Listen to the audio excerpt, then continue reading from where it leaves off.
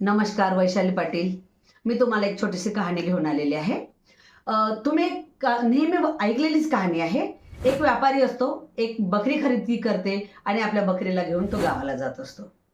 आता जंगलामधून जात असताना 3 चोरं वेगवेगळ्या दिशेला उभे राहतात. त्यांनी अगोदरच ठरवलेलं असते, की काही झालं तरी ही बकरीचं पिल्लू आपण मिळवायचं.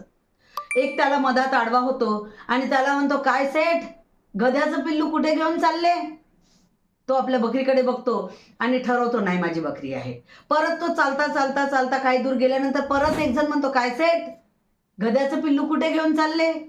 तो आपल्या परत बकरीकडे बघतो आणि चालत जातो. परत काही दूर चालल्यानंतर परत एक जण येतो, "काय सेठ, हे गध्याचं पिल्लू कुठे घेऊन निघाला?